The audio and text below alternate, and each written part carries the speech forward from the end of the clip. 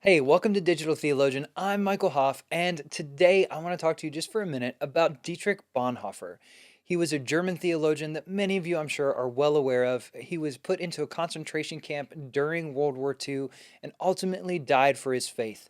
He was a pastor who intentionally resisted Hitler and the Third Reich, trying to create a true, faithful Christian community in Germany during World War II, and he worked hard to train pastors.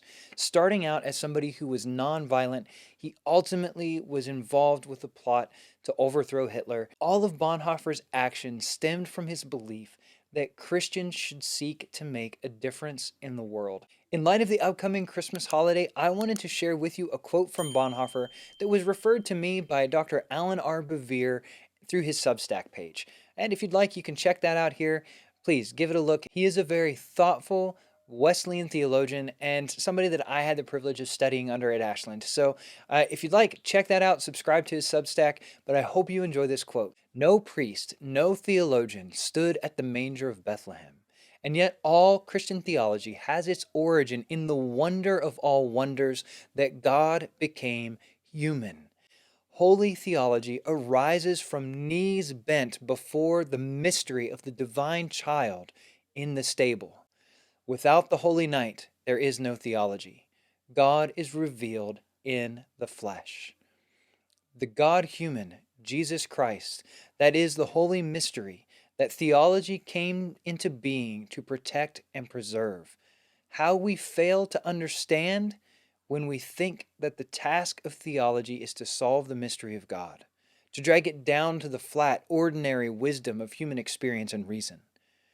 Its sole office is to preserve the miracle as miracle, to comprehend, defend, and glorify God's mystery precisely as mystery. This and nothing else, therefore, is what the early church meant when, with never flagging zeal, it dealt with the mystery of the Trinity and the person of Jesus Christ.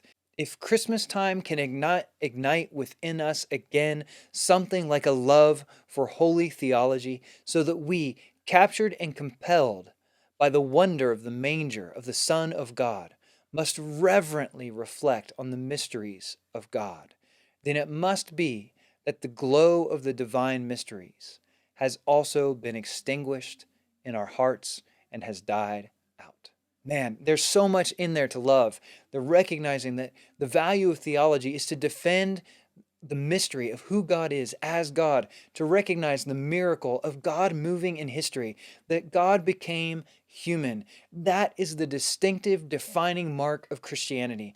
Not that God is distant and separate and calls us to live according to some standard of life and practice, but instead God, recognizing our brokenness, our faultedness, has entered into time and space, taken on our frailty, taken on our weakness, and He has called us to a new life, a new way of being, one that is empowered by His birth, life, death, and resurrection. And through that, we are invited in to experience the presence of the Holy Spirit, to become like Jesus. But it begins as God becomes flesh, as God becomes human, and moves into the neighborhood, as the message says in John 1:8. And at this time of year, as we move toward Christmas, this is an opportunity for us to celebrate the wonder of God becoming flesh and living among us.